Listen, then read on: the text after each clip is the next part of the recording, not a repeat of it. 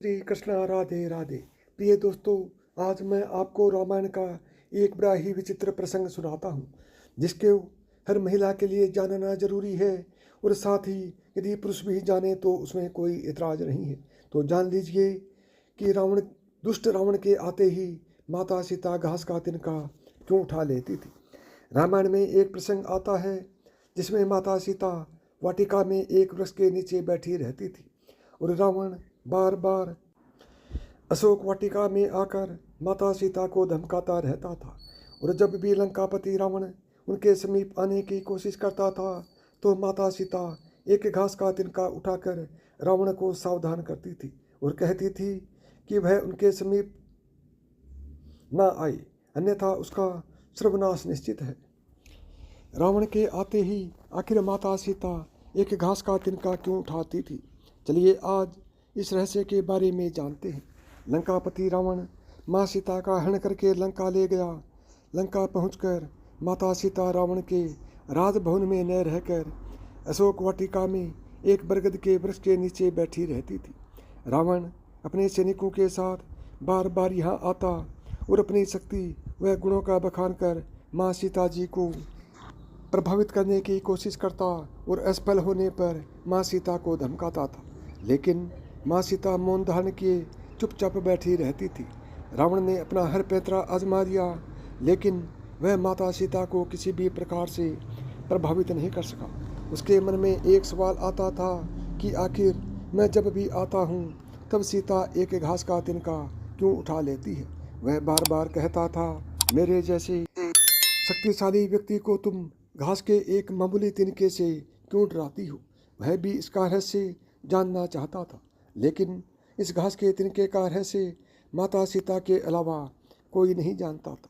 यह बात उन दिनों की थी जब माता सीता का विवाह भगवान श्री राम के साथ हुआ। उसके बाद वह अपने माता पिता व जनकपुरी को छोड़ भगवान श्री राम के साथ अयोध्या आई। अयोध्या वासियों ने अपनी बहू का बहुत स्नेह से आदर सत्कार किया। माता सीता ने भी अयोध्या राजमहल के रीति रिवाजों को बड़े ही प्यार व सहज भाव से पालन किया। उन्हें रीति रिवाजों में से एक रिवाज ऐसा भी था जिसके अनुसार माता सीता को घर के समस्त लोगों को कुछ मीठा पकवान बनाकर खिलाना था। माता सीता ने मीठे पकवान में खीर बनाई और समस्त परिजनों को खीर खाने के लिए आमंत्रित किया। सभी परिजनों ने माता सीता का आमंत्रण स्वीकार किया और खीर खाने बैठ गए।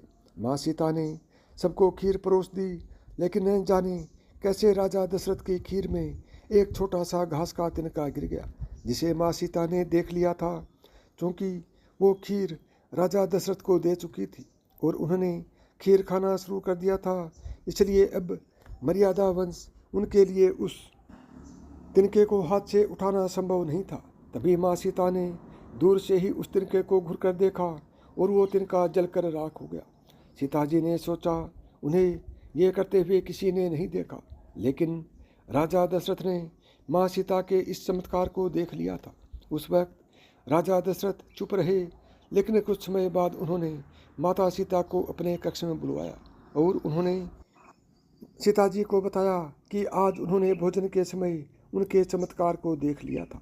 तब उन्होंने सीता जी से कहा, आप साक्षात जगत जननी स्वरूप है, लेकिन आप मेरी एक बात हमेशा याद रखना, आपने जिस नज़र से आज उस तिनके को देखा था, उस नज़र से आप कभी भी अपने शत्रु को भी मत देखना। बस इसी कारण जब भी रावण माता सीता के सामने आता था तो वो उस घास के तिनके को उठाकर राजा दशरथ की बात को याद कर लेती थी। माता सीता चाहती तो रावण को पल भर में ही राख कर सकती थी, लेकिन राजा दशरथ को दिए उस वजन की लाज रखने के लिए वो हमेशा मौन धारण कर लेती थी। यदि आपको मेरी बताई हुई बातें पसंद आई हों तो वीडियो को लाइक करें, ज़्यादा से ज़्यादा दोस्तों में शेयर करें।